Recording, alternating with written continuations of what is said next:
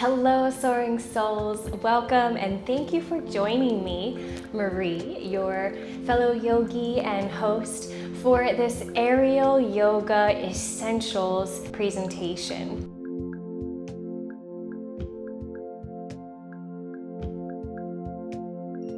Disclaimer: aerial yoga can be very dangerous and even deadly, so it is recommended for new aerial yogis to have in-person instruction. An in-person teacher can assess the safety of the student and silk placement to make the necessary adjustments before injury can take place. Also, an in-person instructor can offer spotting and support for poses where falling is more of a concern. By watching this workshop, you are releasing Soaring Soul Wellness LLC, Marie Asbury, YouTube, or any other potential contributor to this video of any claim of liability. Please practice safely and practice at your own risk. There is a worksheet guide link in the description of the video. You're welcome to print that out and follow along, take notes, or just even look at it to reference, what was that book she suggested? It's in the handout, so check it out.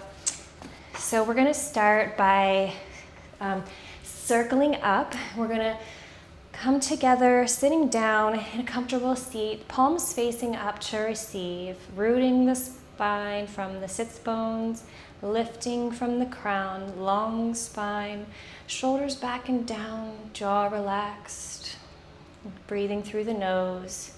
Inhale, fill the belly. Fill the lung space.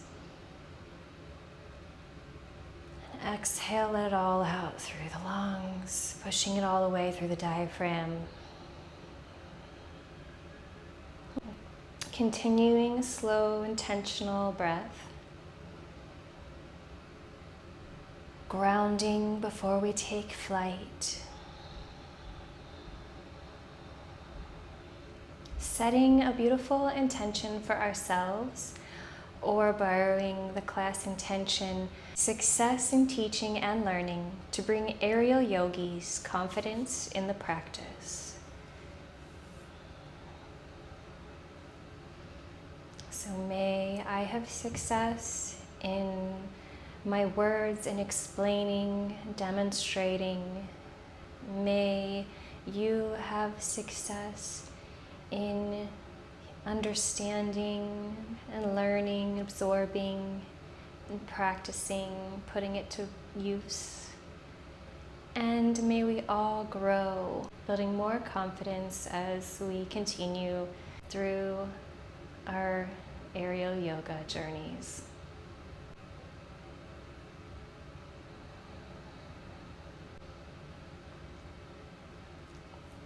Okay. So blinking the eyes softly open, waking up the fingertips, we're gonna jump right into this. So having your hand out handy if you have it already. If you don't, that's okay. If you wanna wing it without it, just follow along.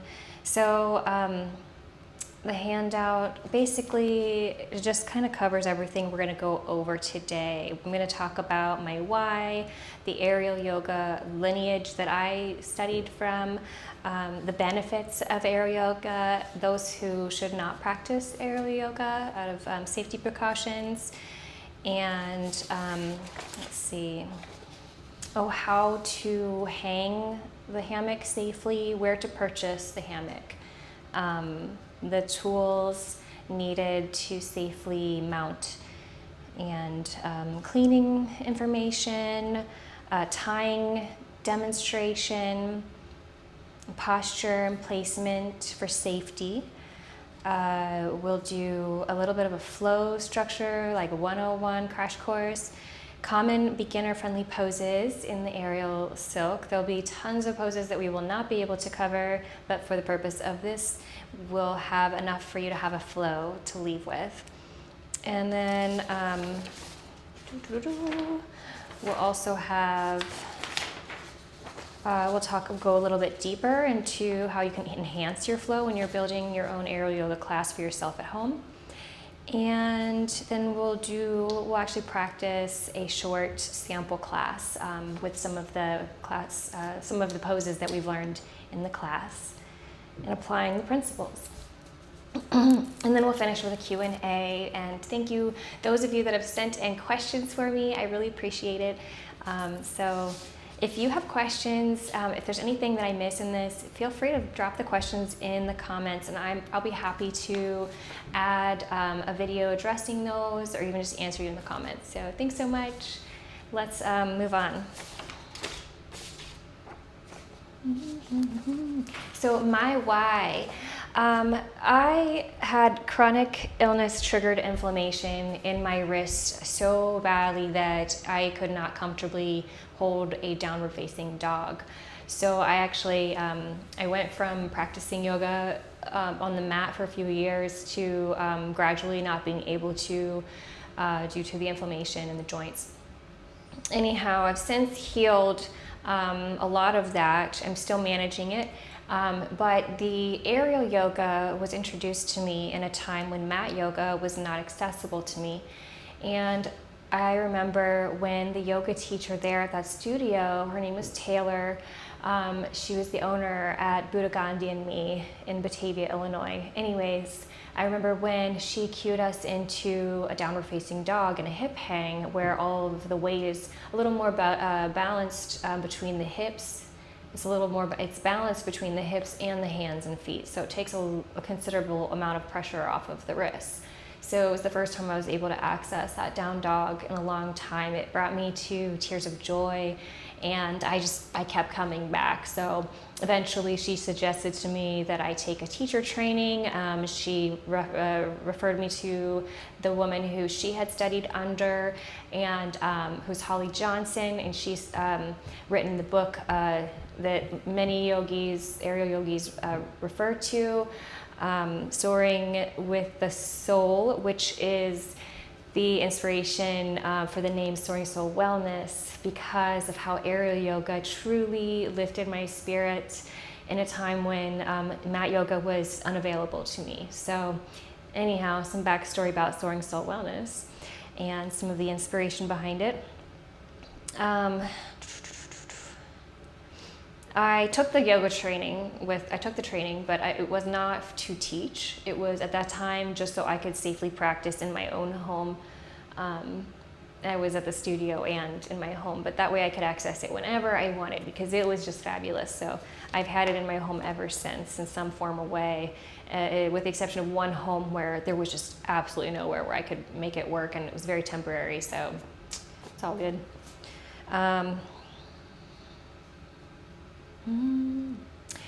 But anyhow, I didn't need it in that season because it had brought so much strength and healing to me.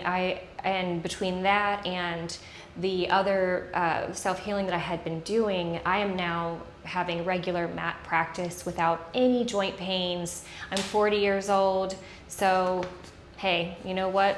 It's never too soon to start. Moving on, my aerial yoga lineage. I had the pleasure of taking 2 25-hour yoga teacher trainings.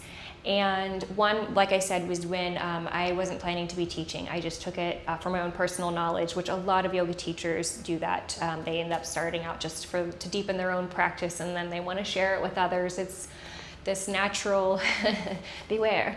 Anyways, and then further down the road, I started to dive more into the mat yoga and started taking a 200-hour to deepen my understanding of yoga. At that time, I also was still not planning to necessarily be teaching.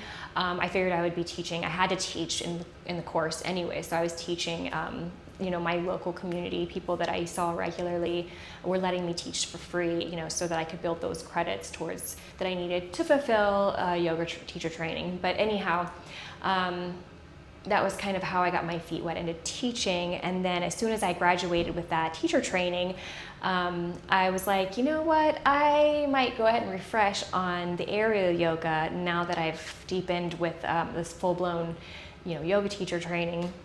I might as well, just kind of keep going with it. And there's a studio nearby here where we've recently moved, and the teacher, I've taken her classes, she's just lovely. And so when they were offering the yoga teacher training for the aerial out there, I jumped on it. That's out at, okay, so the first one, her name is Holly Johnson of Dhyana Yoga. She's the author of Soaring with the Soul, an aerial yoga guide. You can find it on Amazon, and I do recommend it. It's a great book. Special note, the aerial yoga practice and Holly's book title are what inspired the name Soaring Soul Wellness. So that's in there. 2022, I took a yoga teacher training around aerial with Paula Bortolotto, an experienced RYT 500 hour. She's the owner of Anahata Yoga in Mason, Ohio. And it is an aerial and mat yoga studio in nearby. So anyhow, yes, both trainings were wonderful. I would highly recommend either of those teachers if you have the opportunity to work closely with them, study under them. Highly recommend it. The benefits of aerial yoga, aside from the inner child joy of swinging and twirling and spinning, it activates parasympathetic nervous system. It can also offer sympathetic nervous system activation as well.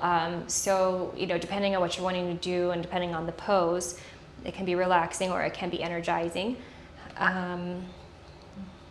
It offers, supports healthy flow of lymphatic system, releases myofascial restrictions, kind of that layer of tissue that crosses all over the place. Like it can release and let go of tension in certain areas, give more flexibility to those spaces. So it's all connected, so it really can benefit the whole body there. It really helps, it digs into some trigger points depending on the pose, the hip fold and the elevated tree, some foot trigger point. There's improved proprioception. There's reverse in aging and effects of gravity through the inversions. There's the decompression of the spine in the inversions. The inversions also help healthy blood flow, improve joint health, relieve back pain, improve digestion and sleep, and empowers the lungs and prevents respiratory disease. The practice improves the memory, and this is only the physical benefits. There's also emotional benefits such as uplifting the mood, relieving stress, and then the energy and chakra balancing benefits as well that you would find in yoga practice. So moving on to safety. Safety, contraindications. So aerial yoga is not recommended for those with recent surgeries, pregnancy beyond first trimester, carpal tunnel, unless a lot of gripping feels beneficial for the wrists, because there's a lot of holding. So if this feels strengthening, taking it, key is always honoring your body, listening to what's best for your body. But anyways, back to who's not recommended. High or low blood pressure, people with a recent concussion or head injury, a recent stroke, epilepsy, hiatal hernia, sutures in any part of the body, recent gashes, lacerations or wounds, taking medications that can cause dizziness, lightheadedness, fainting, or extreme fatigue, glaucoma, detached retina, recent Botox, and then it may not, so this is going to be more discretionary, may not be for those who are claustrophobic or have easy onset vertigo, severe neck or back pain. So it can be kind of relieving. So you have to depend on the situation, listen to your body always. Menstruation, again, this varies person to person. This is your decision. Head cold, flu, sinusitis, being upside down when your sinuses are messy, it can be very uncomfortable. Hip replacement, plus you wouldn't want to bring germs into a class, but practicing at home, you might rest. We're not meant to be practicing all types of asanas during sickness. So maybe just restful poses. Hip replacements, osteoporosis.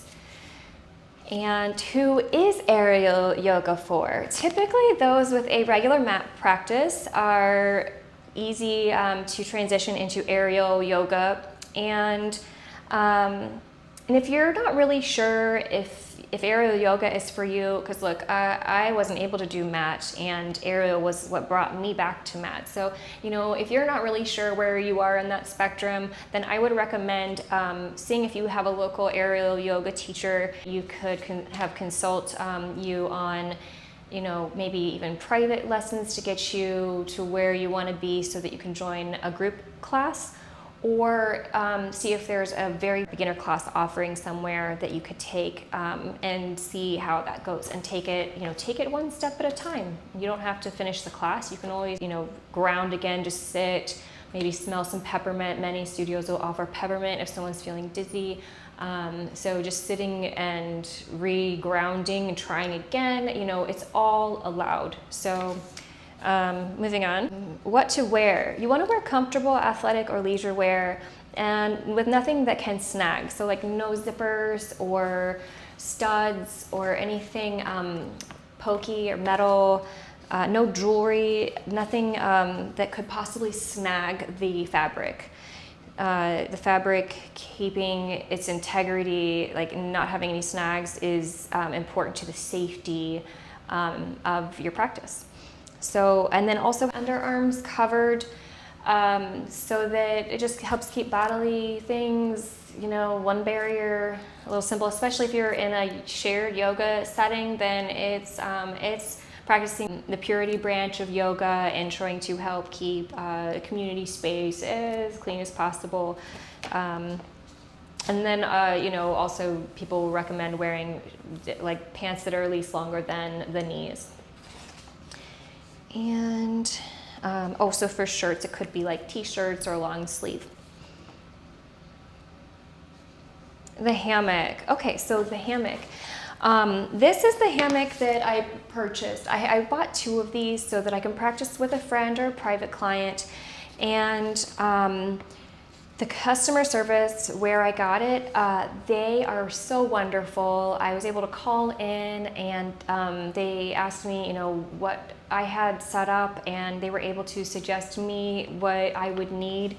They suggested to me their aerial yoga hammock basic.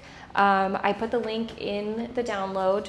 So, and it comes with the carabiners and the daisy chains that they're all rated for thousands of pounds. It's like hiking equipment grade hardware. So, and then the silks themselves are actually machine tested to 10,000 pounds. And the reason that we want them to be this highly rated is a safety thing, because once we start adding the weight of movement, the movement adds to the weight. So we want to make sure that the integrity of the mounting system is able to support the movement. So a couple thousand pounds is always a good starting point. Go up from there if you can. The hammock cleaning. Each practice, I like to use a disinfectant spray that I've made. It's just water and like 20 drops of tea tree oil. I put lemon, lavender. Sometimes I'll mix it up, but usually there's always tea tree and lemon for the disinfectant, antibacterial, antifungal properties. The lavender also has that. It's just less potent, and it also has the relaxation quality, so I usually put that in there for the aromatherapy benefit. And I am using high quality grade oils that are third-party tested. And I try not to mix up too many different scents together, just to keep it a little simple on the sensory. If I do switch it up, maybe I'll swap a lavender for frankincense or something like that. And then I'll spray it. I'll spray it down after use, just to give it a nice disinfectant spray between washes, and then I'll wash it in the laundry on like a gentle or a hand wash cycle. A little bit of gentle detergent. Like once a week when I'm using it regularly, or more often or less often, just depending on how often I'm using it and or how vigorously it's been used. You know, if I just washed it and then I just did some really intense, got really hot and sweaty, I'm gonna go ahead and wash it. So typical yoga studio will sanitize spray between use and wash once a week. The mounting and hardware. Okay, so the hardware I got at the hardware store actually, and it is rated for 2,500 pounds. It's mounted into my ceiling, as you can see. There is a couple 2x12s above it. I couldn't tell you, I'm not the structural engineer. However, I do recommend having someone, either a structural engineer or someone with very good understanding of structural engineering to be the one to reinforce the ceiling and wherever you mount, so that again, that you're able to support thousands of pounds of weight because of the movement. And then the other option would be a simple A-frame. There are at some of the hardware stores even, they have a simple A-frame swing set where you could just take the swings right off, and it's rated for thousands of pounds. You want to find something that is ideally at least 10 feet, 12 feet ceilings, 12-foot A-frame is ideal for aerial yoga. So those are some options. I like both. I have this here inside because in the winter months here it's not very nice to be outside, and then outside I have the A-frame, which doubles as my kids' swing set, but it's nice to go out there and practice in the outdoors. And then sometimes I'll sling up at a playground if there's nobody playing at the swing set, or I've also hung on trees. Depending on the trees, I feel like I've had better luck with big, healthy trees closer to water. I'm nervous about hurting a tree. I would suggest having an arborist to clear. I had a big tree in a backyard once before with a beautiful, big-looking branch that looked like it would be awesome for me to hang on. I had the arborist come out and check it out, and he actually said that it was dying, the tree was dying, that if I had hung on there that it would have crashed. And of course, if I'm hanging upside down, I could have broke my neck, right? Well, fast forward a few months, that winter, we had an ice storm, and guess what came crashing down? That branch. So it's worth every penny to have arborists come out and inspect the tree that you're considering hanging up on. And then there's also the cords that people will tie around a couple of trees, or 3 or 4 trees, and then it kind of distributes the weight a little bit, and then you can hang from one of those cords. So there's many ways to do this. Just do it in ways that are trusted and known to support thousands of pounds without harming trees in the process, or harming yourself in the process. The difference between a single mount and a double mount: with a single mount we have a little more spin, right? With a double mount there's 2 points, so it stays pretty well locked, like it won't let you just zip around. So if you like the stability, a 2-point mount system is going to be a great starting point. If you like to be able to move around with it and swirl, you like the movement, this is not for everyone, but I love it. So if you like the movement, then I recommend the single point. Anyhow. Crash mats. A crash mat is a helpful safety tool for all surfaces, especially concrete. I recommend them for new practitioners as well as anyone practicing a new technique without a spotter. We'll talk about tying. Also, the instructions on how to do this are on the aerialfabric.com website where I purchased this. So if you're ever wanting to go right back to the source, that is where. Okay, so you'll extend your silk long, untwisting it. We need to make sure that it's all spanned out wide. We're just going to do one side of this for the sake of saving time in the demonstration.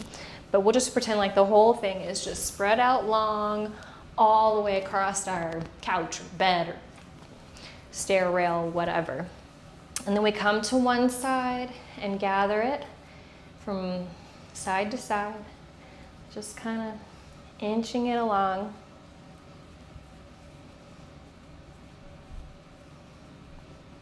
until it's all gathered up.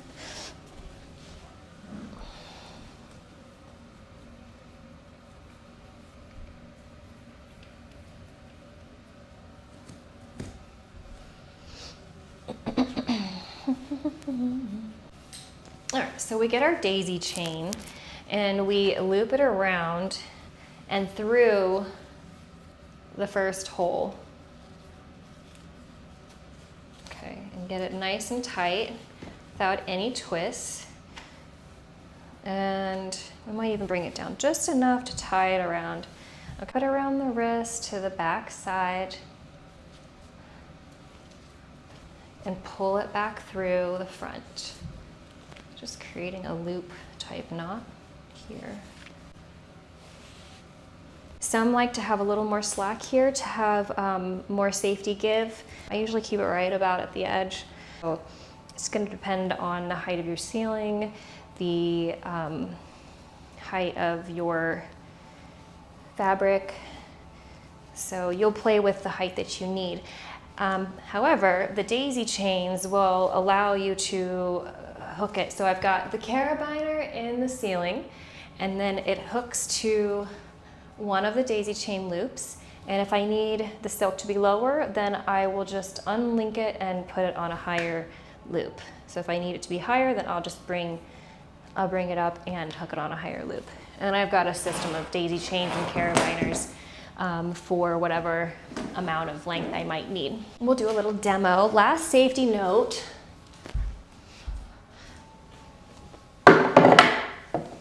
On placement and posture. So there's a couple of, really there's anytime that we're getting into the silk, we want to make sure that we're not getting in a way where we can easily slip out. So listening through each pose, listening through the cues through each pose, unless you know the pose, then you know. But one of the common placements is the hip crease. So if you were to bend your knee up, you'll find where there's that crease right there. That's where we want to tuck the fabric. So if your fabric is too high in the ceiling, it might be in your belly when you press down into it. You want it to be like pressing down with your feet just right underneath it, and the fabric should hit right at that hip crease so that it folds right in, not up here in the belly. If it's too low, then it'll look like way down here on the thighs, right? So we have to adjust it to the right height. So that's the first placement safety note. And then, so when we tuck into that, when we forward fold, we can walk forward a little bit and then until it gets caught there. We just don't want it to slip before we get a chance and then be like caught in the gut. That's not fun for anyone. So getting it nice and wedged into that hip crease before folding over and allowing the fabric to be the support for the body.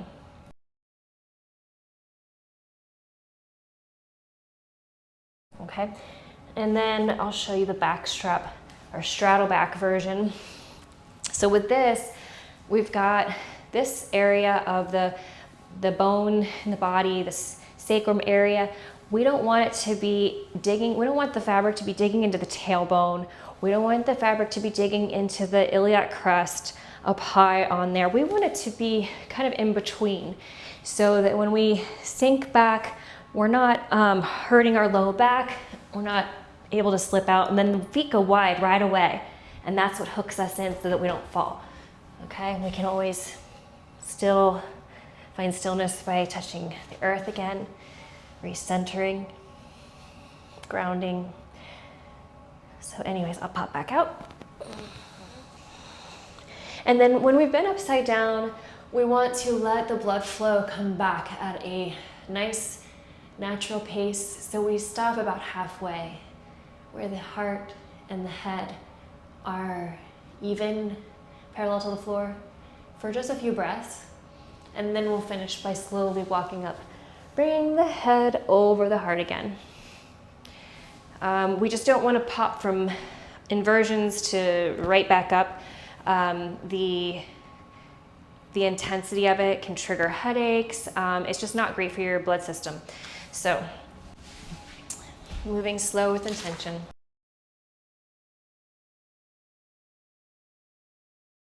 So talking about flow structure, to build your class for yourself, for your home practice, you could consider building a peak pose type class where you have blueprint poses that build up towards, that kind of help strengthen or stretch, preparing you to be able to more easily access the peak pose. And then you would follow up with cool down poses that kind of stretch those out or cool those down.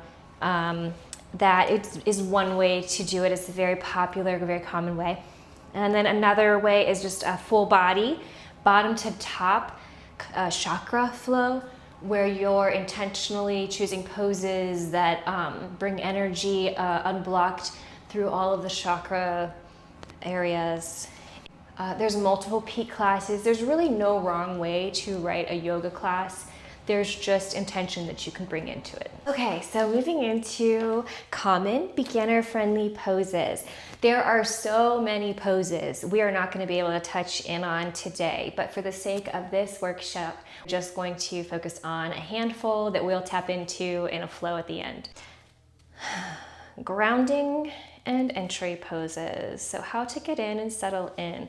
So we'll start with pouch mount.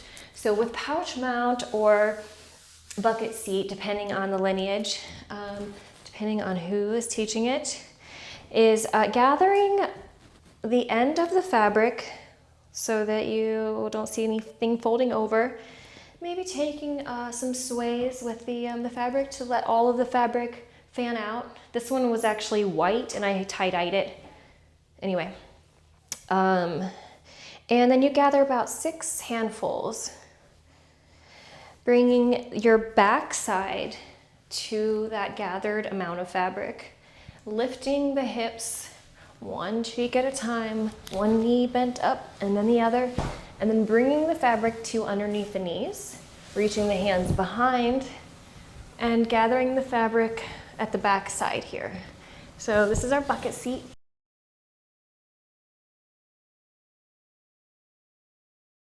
And then one way that you can get out of bucket seat or pouch mount is holding on tight, grip up top, leaning back, bringing the knees in and over, and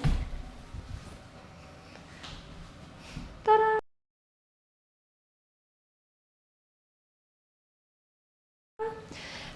Back flipping out. So that's one pose of getting in and then back out in that way. And easy sitting pose, cocoon. Okay, so this one is got a very similar entry where we gather, we find that edge of the fabric. Where did you go? It's all the way folded in. Here it is. Okay. Find the fabric nice and long, gather in about 6 handfuls again, maybe 8 this time. And then we'll lift one foot through. We can bring it all the way up to our knee. And then we kind of sit into it. So sitting there into it, and then bring the excess fabric around, covering that other leg all the way up to the knee. Okay, so this is the start. And then we bring the feet further out, hooking the heel in, sliding it out so that we've got our feet nice and wide. We might reach up overhead, lift our bottom and re-sit so that we can straighten any curvature of the spine. And then we can, my little toe, hi. We can cover up our toes and then we can bend our knees in like easy sitting pose. And we've got ourselves a little cocoon. So we can rest the hands, palms facing up on the knees. We can rest the forehead into the fabric right in front of us, finding that nice relaxation that we find in the forward fold or in child's pose with the forehead resting on the mat, and accessing it here in this easy sitting pose. So that's one way. It's easy to meditate in this pose. It's easy to go inward with having this like cocoon-like feeling in here. So anyways, to get out of this pose, we can uncover the feet, let the knees dangle, and then we can bring one foot, let's see, I'll spin around a little bit. We can bring one foot to the other side and swoop that fabric around, finding our bucket seat again, and just pop right out. So that's just popping out. The popping out, there's a slight bit of the legs go up. This is a really bad bucket seat. Don't judge my bad bucket seat. But you'll swing your feet up, whoop, and pop out. That's it. So that's a very simple way to pop out.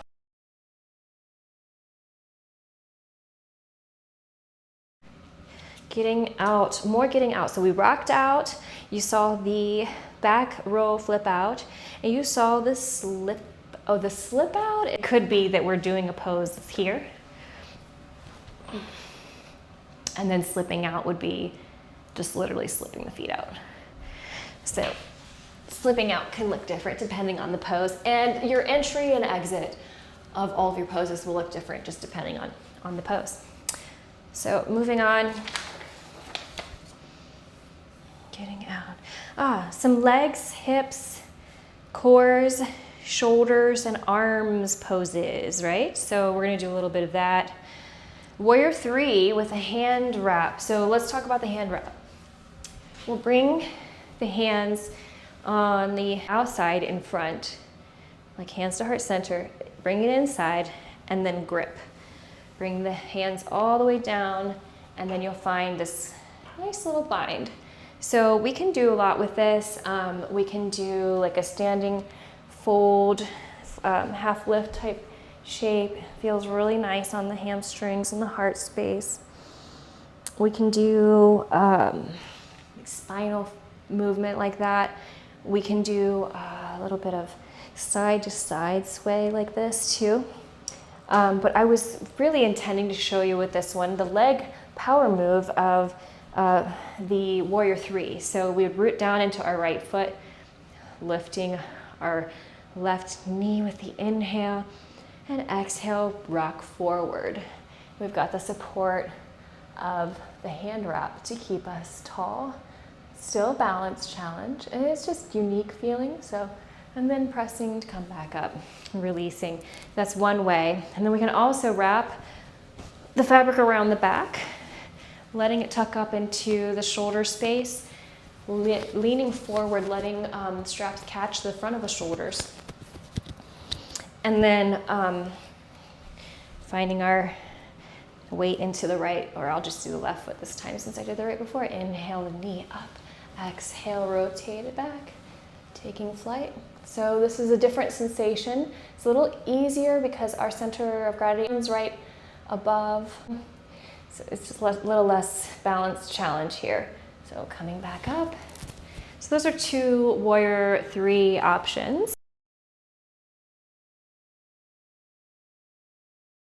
So I love these poses for the legs. Basically, you create a little rope with your yoga hammock, and then you hook the ankle in, lean forward.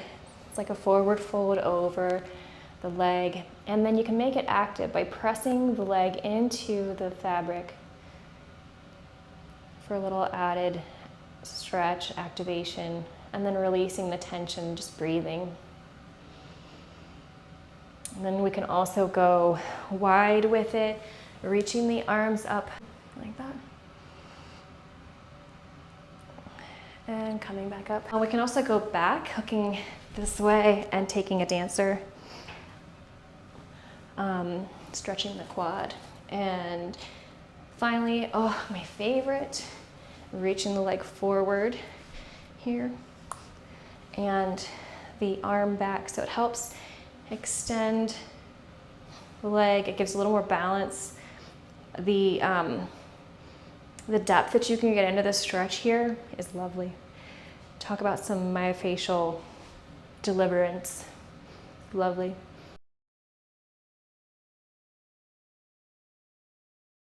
We've also got, splits and straddles. Splits and straddles.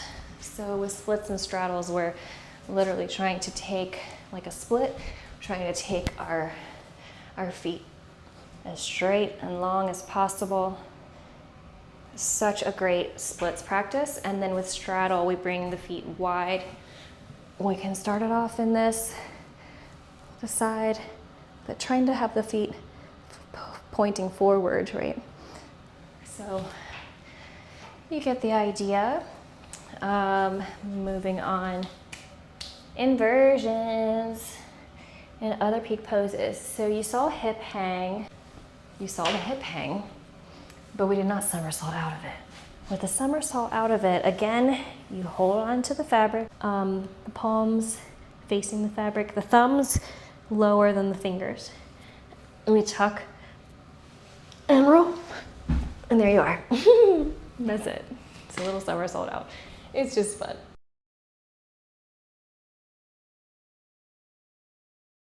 Okay, so back into hip hang, we can also access another pose called locust.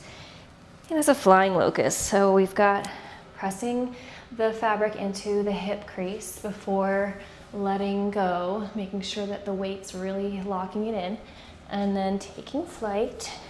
And then for this one, we lift the feet. Now we could take any form of expressing this pose. We can lift the feet only, we can lift the hands only. I think that's hard to do. You can do both, which is also hard to do. Take flight, lift the heart, lift the gaze, point the toes, find that balance. Enjoy the deep tissue, trigger points, and the hip flexors, IT bands are going nuts. And then exhale, release it down. You can take a down dog, bring the feet under, stand up, and that's one way to get out.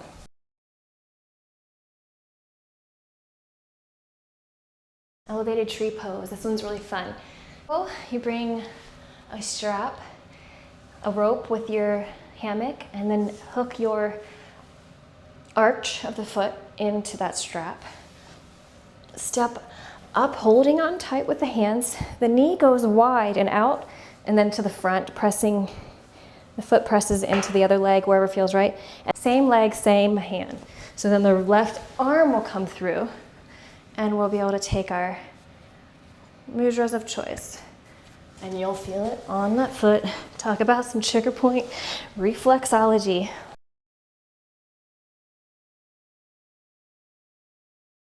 For inverted king pigeon, we get into the fabric like straddle back. So pressing it above the tailbone, below the iliac crest, somewhere kind of between, and lean back, letting the fabric catch us, bringing the knees wide so we don't fall out. And then from here, we'll wrap, maybe we'll do the right foot first. We'll wrap the right leg and cross both. We can hook the foot there, and then we can extend the left leg long behind. Reaching back for it with the hands. Pressing into the hands, pulling the hands back, pulling the foot back with the hands, finding that good tension, opening the heart. And exhale, swish it out, do both sides. Always do both sides. I'm not doing both sides for everything today because I'm just trying to demonstrate things along and give you as much information in a short period of time as possible, really jam-packing it in.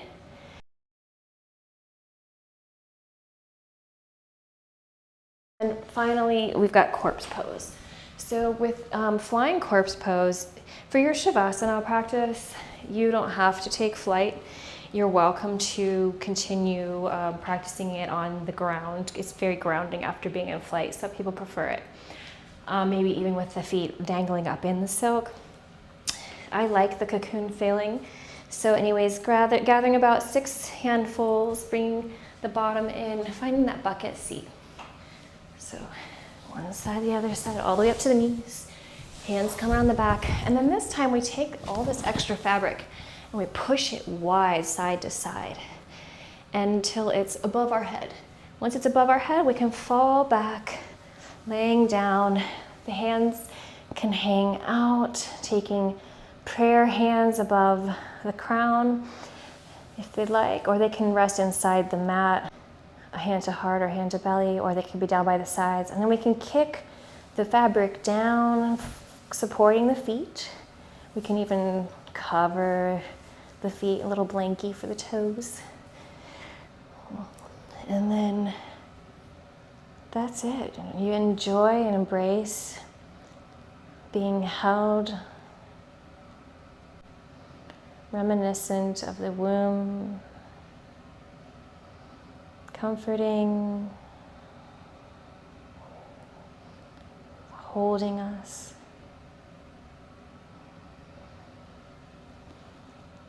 Oh, and then to get out, we just bring our knees out, bring our arms up, lift up tall slowly with an inhale, and then we can pop out however we like. Usually at the end of Savasana, we're all in our yogi zones and we're just feeling so zen and peaceful. I'm not gonna have people flip backwards out of their silk at that point. We usually just kind of slip out like that.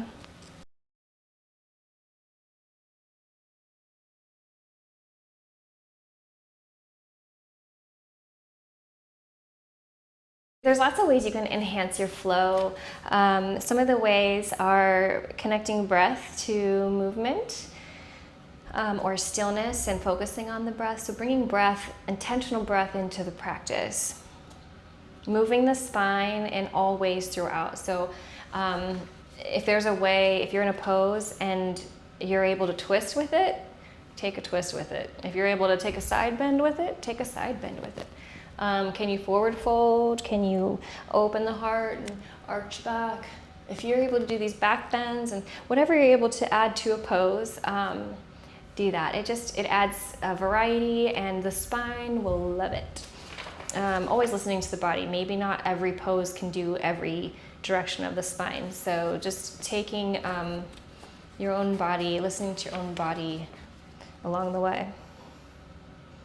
We want to give full body attention every class, like even if we're just barely touching on, but we might focus like one body part, like today's leg day, everybody, or we're just going to focus on low core. So moving on to themes. So the body part oriented themes like shoulder day or heart openers, emotion oriented themes like yoga for joy. Maybe you choose mudras or poses that promote more joy. Or yoga for peace or self-love. Maybe it's yoga theory oriented, like non-violence, ahimsa, or letting go. Maybe it's centering, whatever it is. Maybe it's chakra, maybe it's throat chakra opening if we're in a time where we need people to be speaking up, whatever it is. Finding your theme. There's lots of options for themes. Mudras are like hand postures. So we can do mudras like Gyan mudra, where we're gently touching the pointer and thumb together, just enough to bring awareness, bring some energy and focus into the body. There's the Padma or lotus mudra, which is really fun to take. We push the pinkies and the thumbs and the bottoms of the palms together as if it's like a flower. And then if we apply essential oils, this is a really great mudra for inhaling our essential oils, or if we're playing with herbs, whatever it is. This is a great mudra for bringing in scent, or even reminding us of how the lotus grows through murky, muddy spaces and becomes beautiful regardless. So we can grow through the mud and arrive beautifully in our spiritual bodies. So let's see. Adding mudras can definitely add to your practice, or even Anjali, prayer hands to heart center mudra is nice. So anytime we can add on a mudra to any pose, that's fun. And then, music. So music can enhance your yoga practice as well. It's nice to have a playlist that matches the energy of your flow. If you're wanting to be more relaxed, maybe it's more down tempo. Or maybe it's more flutes and nature sounds. Maybe it's more high energy with a beat. If you're wanting to get the body moving and some vinyasa. Maybe you're practicing out in nature and you just want the beautiful nature sounds. You want to hear the birds and the wind and the trees and whatnot. So, or maybe you want silence, you're inside and you just don't want any sound, and that's okay too. In fact, if you're in a yoga studio with me and I'm teaching a class, I will set an intentional playlist where it starts slow and it moves with our class, where it's intense and we're building heat. The music matches the tone. When I teach online, I don't use any music because I find it doesn't really come through well. And then also, you're able to set your own music. But I do like to have music on for my personal practice, or nature sounds, or both sometimes. My favorite's probably practicing by a waterfall, right? Sound of the waterfall, beautiful. And essential oils are a great way you can enhance your practice with aromatherapy. Sound healing through the vibrations created with chanting, like Om, and instruments that create vibration, like singing bowls. Adding that into your practice, maybe your grounding meditation or your closing meditation or throughout. And the ultimate enhancement to your practice is always honoring the body. All bodies have unique needs, and the poses will express uniquely in each body. So just giving yourself grace and love and gratitude for everything your body can do in your body in this moment, because it's the only body you get and you know it best. So you know how to care best for it and listen to it well. And listening to it's totally self-love. So, all right, moving on into a short sample flow. So if you have your aerial rig already set up, then we'll jump right into cocoon meditation. All right, so we will gather the end of the fabric, fanning the fabric out. Granted, this is going to be about a 35-minute practice, so this is a very sample type of practice. We won't get to go as deeply into a flow as I would normally do in an hour-long class, but at least we'll be able to touch base on a nice little flow that you can take with you anywhere, anytime. So feel free to pin this the minute we'll start. So fanning the fabric out, noticing the colors and the light catching the fabric as you're fanning it, letting it draw your energy and attention in.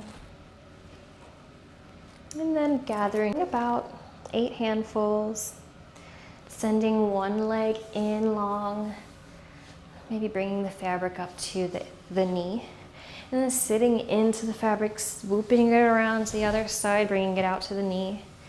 Extending the feet into the fabric, pressing out. Maybe pulling with the hands, lifting the body, re-centering the bottom, and then bending the knees in, taking that easy sitting pose with the palms facing up, the forehead leaning into the fabric in front of you. Inhale, height through the spine. And exhale out the mouth, anything that's no longer serving you. Inhaling, slow, steady, even breath.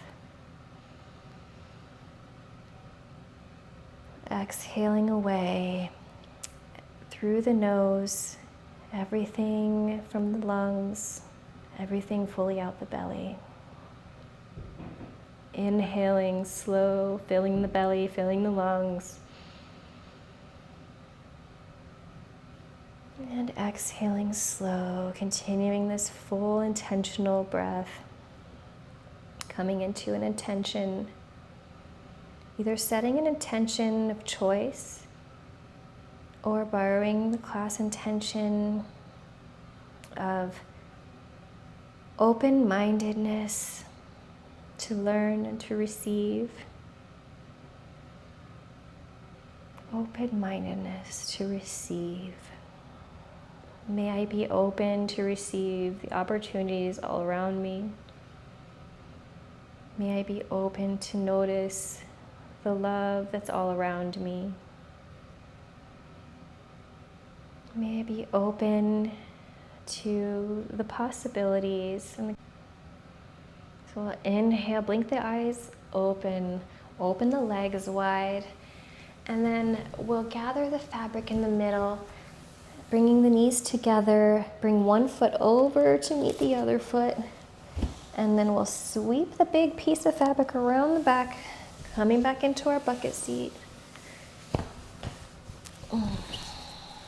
Inhale, the arms nice and tall. Look up towards the sky. And exhale, sweep them down. So pressing into the legs here, reaching the spine nice and tall, engaging the low belly core in and up. Inhale, rising the arms.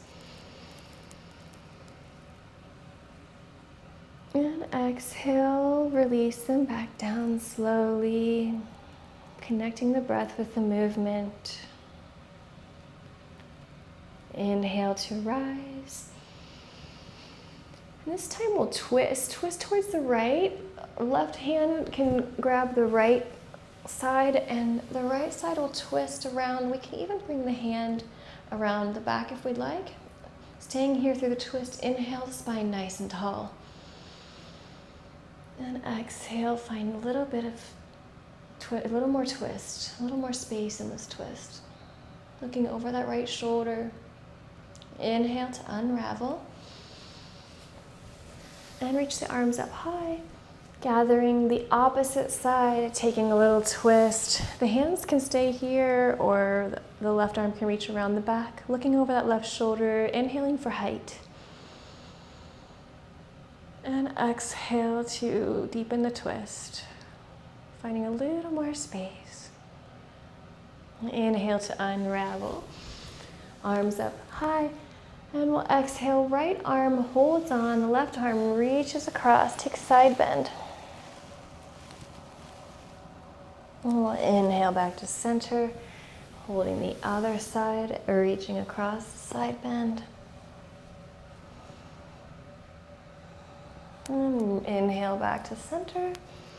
We'll do a little cat-cow. So we'll open the heart. We can bring the hands up high. And exhale, engage the low core. Tuck the chin, tuck the tailbone. And bring the hands low. And inhale, send the tailbone back. Send the gaze to the sky. Open the heart space. And exhale, come back to center.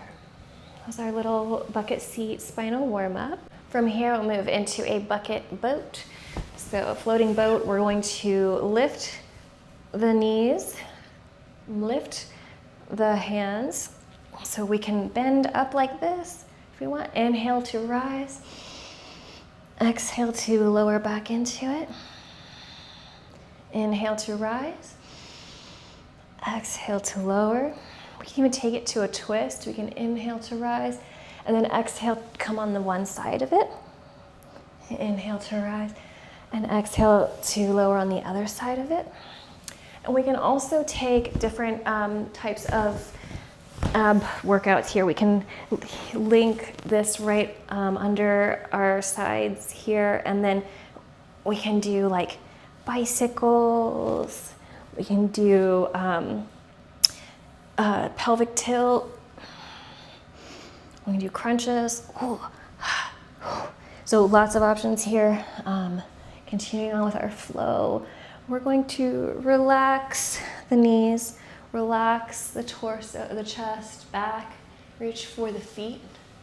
It's okay if the strap sinks and lets you fall back into a little bit of a belly stretch here. And then slowly walk the hands back up. And come forward into our child's pose.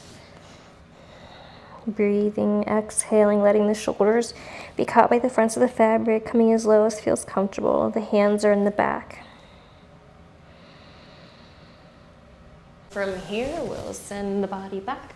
Grip the fabric nice and tight with the thumbs facing up. Kick the feet out and down and into our mountain pose with strong arms. Maybe lean forward just a little bit. Walk it forward, stretch out. And exhale, release the fabric. We'll bring it in front of us. And we'll set up for tree pose. So planting the right foot into the fabric.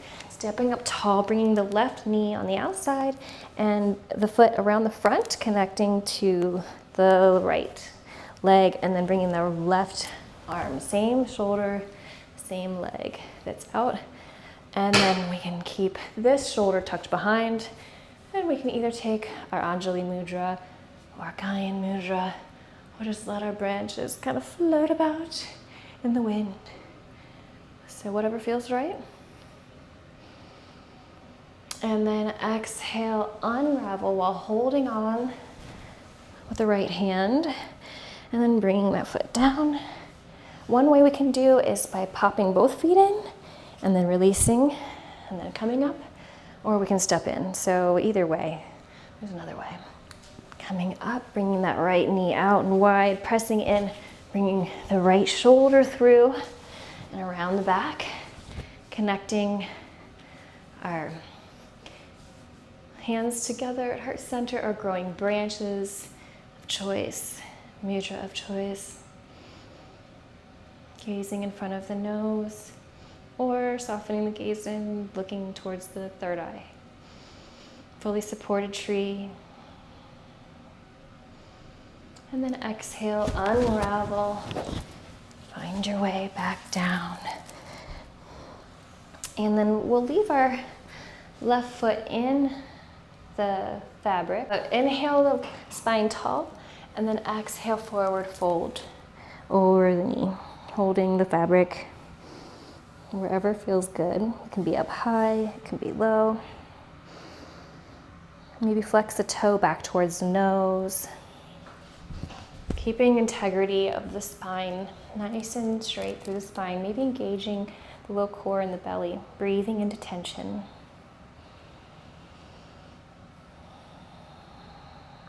And we'll inhale, come back up to a tall spine, and then we'll bring the leg out wide.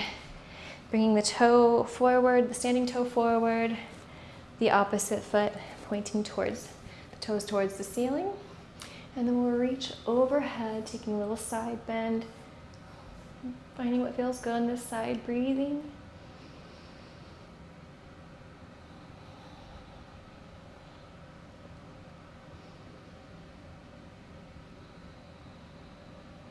And then coming back up, and bring the foot back in front, and we'll hold the fabric with the right forearm, reach the left arm back.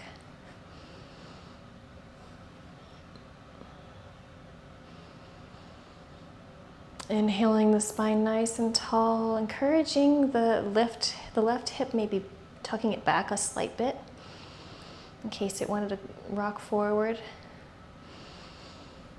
Maybe tucking the toes towards the nose. And then releasing. We'll bring the standing foot back a little bit, stepping back from the anchor point and then where we're mounted from. And then leaning forward into it, finding the splits that feels right to our body, keeping the hips squared. Breathing into it, finding the stretch between the front hamstring and the back quad. Maybe opening the heart towards the sky if it feels good. And then exhale, finding your way back up onto that standing leg. And we'll release and switch legs. So first we'll inhale, spine nice and tall.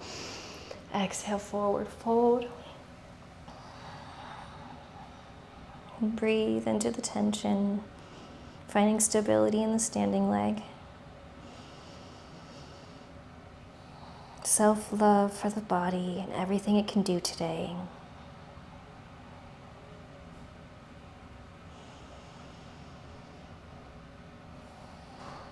We'll inhale to rise, and then we'll bring it out wide.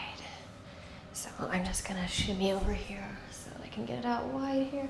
Extending the arms, opening up the side space, breathing into the side body. Extending the spine long, enjoying the stretch. Pressing the leg into the fabric, pressing the foot into the ground. And exhale, come back up. And come back underneath our anchor. We'll swivel the foot this way. Bring the left arm in front. The right arm goes back. Looking over the right shoulder. Enjoying this twist. Guys, this is where it's at. Breathing in height into the spine. Exhale, deepening the twist. Finding engagement through the core to help with the balance and stability. And exhale, release. We'll bring it forward again, taking our standing splits. Letting that front leg come out long, maybe opening the heart to the sky. Finding a balance between the hamstring and quad stretch. Wherever that is on each side for your body. It might look different each day, different each side. And inhale, come back to center. And we'll release the fabric. We'll bring our strap to our hip crease. Walk forward until the fabric is well in place without having to hold it in place with our hands. And then we'll walk back underneath our anchor line. Inhale to lift the feet, lift the hands. And we can either hold on to the strap behind us or bring the hands in front. You might be feeling the pressure points in the hip flexors, especially if you haven't been practicing aerial yoga long. It'll feel more intense until that area softens. So anyhow, inhaling, finding our legs long, glutes engaged, maybe the heels pressing together, the toes pressing together. Inhale the feet, arms up high, maybe even swimming the legs. A bit of swimmies, opening up more of that hip flexor space, encouraging relaxation. And then exhale, fold into hip fold, hip hang. Let the feet dangle. The hands can be on the mat or even bound behind if you'd like to be fully off the mat. And breathe. We'll reach the strap behind. Inhale to slowly rise. Maybe walk the feet forward. And then we'll swivel the fabric to the back of the mat, or to the back side of the hips. Bringing it into our straddle back. So walking into it till the fabric is well in place. We can release. If we're moving too much, we can always come down with one hand. Those legs go wide here, making our star shape. So make your star shape as wide as your hands, as wide as your legs will go. Breathing gently here. Releasing the head. Maybe shaking yes or no. And then we'll cross the right foot over top of both straps, hooking that foot. And the left foot will go back, reaching for it with the hand. Both hands taking flight. Flying king pigeon.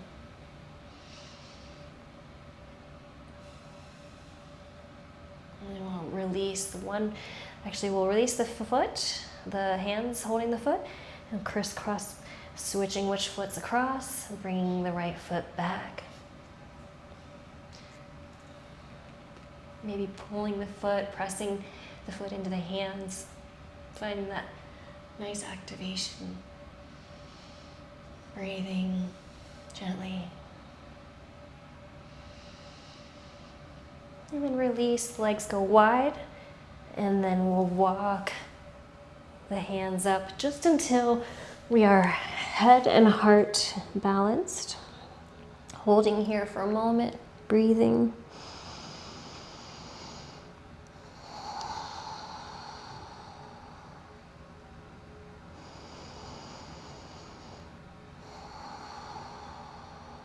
And then releasing the feet to the mat. Bringing the strap wide on the shoulders, leaning into the back Bringing the hands behind the head and taking a little sway around, opening up the heart, opening up the shoulders.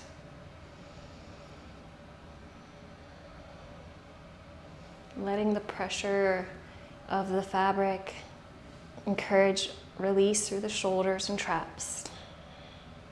Maybe bending the knees, creating a little extra movement, maybe a little twist here and there. Let's see if I can demonstrate a nice little sway.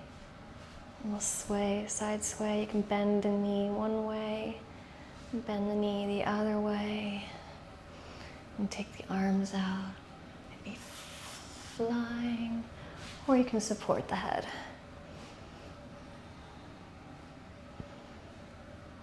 Getting a nice sway in, and then reaching the arms up tall. Inhale to lift the body up to a standing position. We'll start to settle into our Shavasana. So finding the edge of the fabric again, fanning it out, gathering about 6 handfuls, popping the bottom into the fabric, bringing it up to the knees, and then the back fabric, pressing it out wide with the hands until it covers the head, and then lowering ourselves low, letting the palms be together behind the head, extending, letting the feet kick the fabric out to cover the toes. The hands can stay here, or they can go down by the sides. They can go, one hand on heart, one hand on belly. I prefer out here, personally, wherever you like, taking the time to situate, settling in, and then we'll turn our attention towards the sensation of the fabric on the body. Noticing this gentle hug, this feeling of being carried, comforted, held, fully enveloped in a cocoon of beautiful fabric.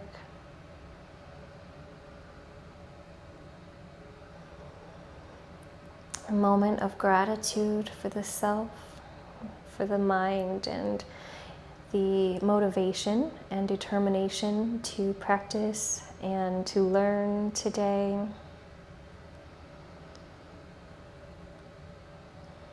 For the body and everything that it was able to do today.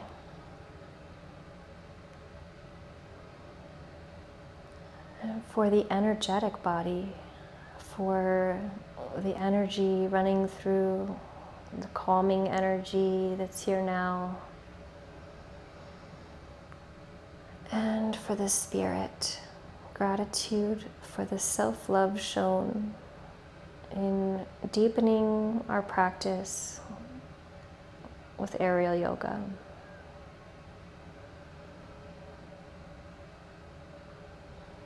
And then coming to focus on the breath, noticing the current breath. Is it shallow? Is it slow? Is it deep and long?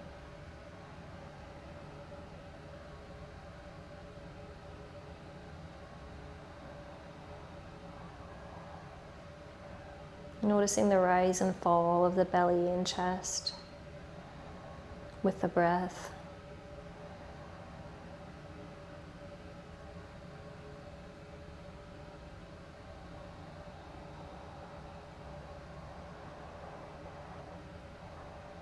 And then letting the attention go inward, staying with the breath, or letting the mind just wander into relaxation for the last few moments of our Shavasana.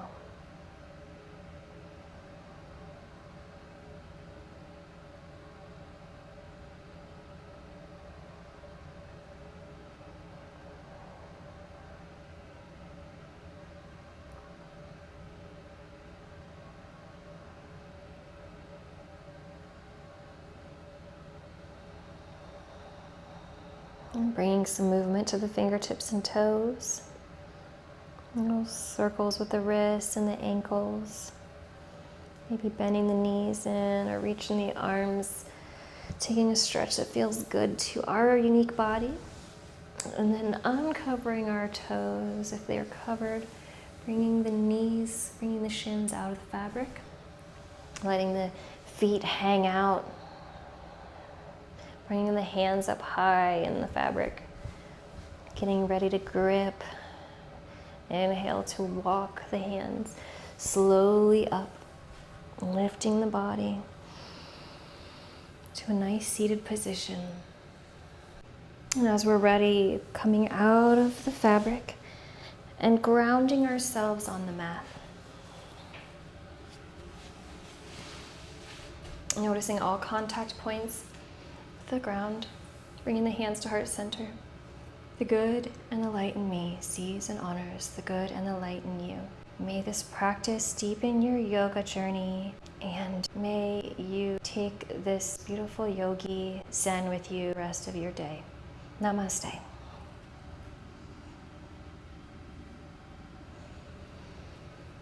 All right, so that was our quick flow, and we're doing great on time.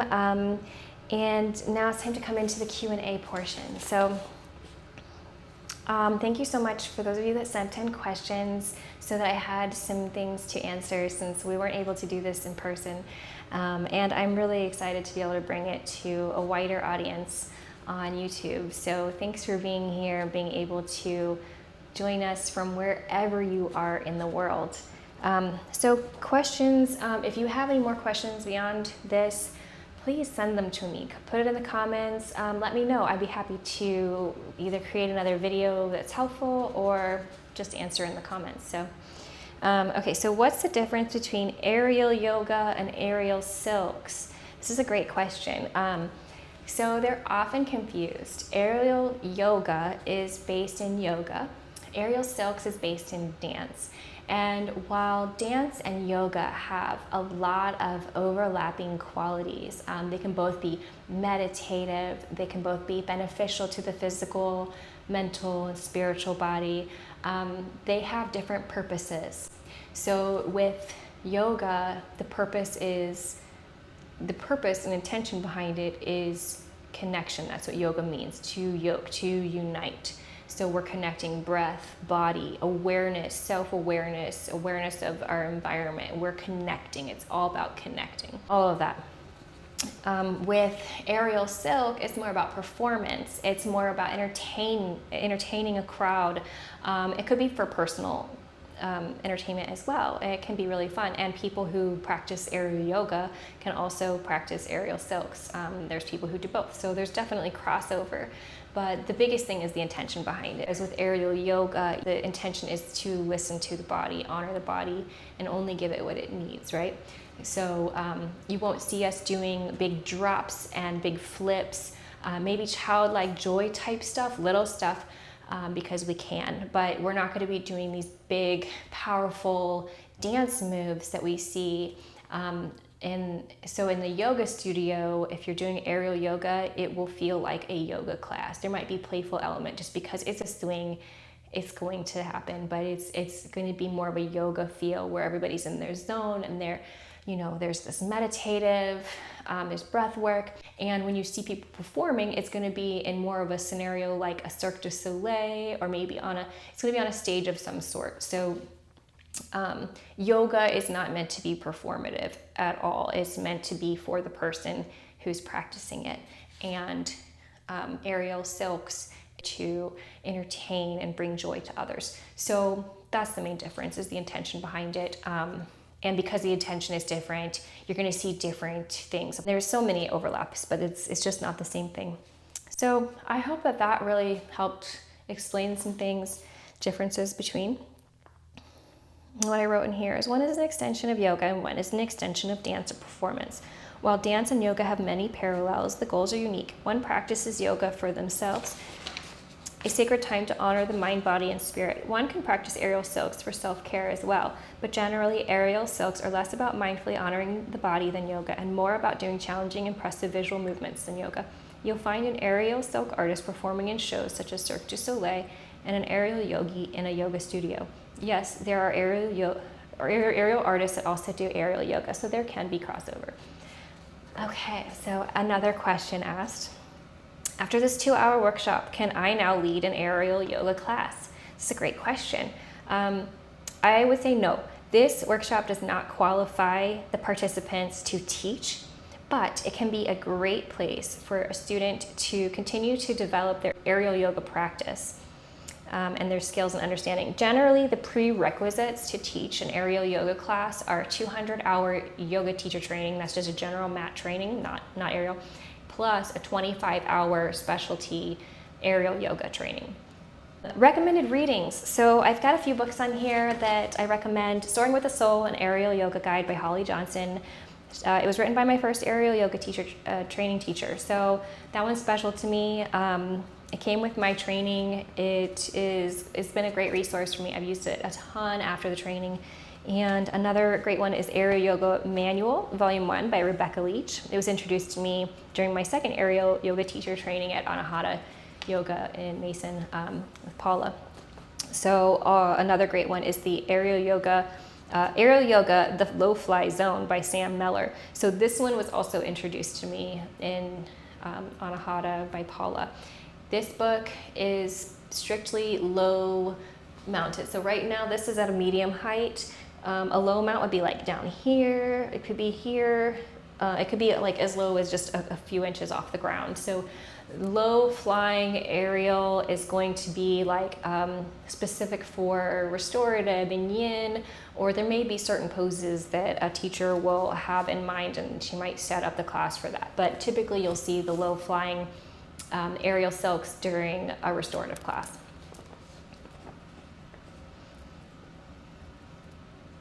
And then lastly, Light on Yoga by BKS Iyengar.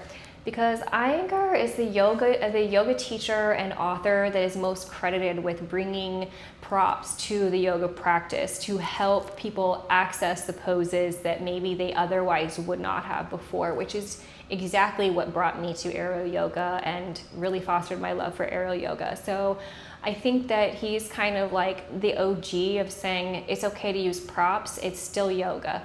So aerial yoga sometimes can get knocked, but let me just tell you, you can do yoga anywhere. It's taught me that if I need to have support in a leg stretch, I can throw my leg up on my mattress in my bed or on my couch. Like anything can be a yoga prop. So, you know, it's all about connecting with the body and doing what's best for the body. And whatever way we need to support the body, whatever tools make sense is what we should totally use. So recommend those books. This concludes this aerial yoga essentials training. I hope that this was super beneficial and helpful and brought you all kinds of knowledge and confidence into your practice. And I would love to hear how you enjoyed it. Feel free to comment. Share it with a friend if you know someone that's getting into aerial yoga. I'd love this to be just kind of a starting point for someone to be able to start practicing it at home and get their feet wet. So thanks again for being here. Have a great rest of your day. Namaste.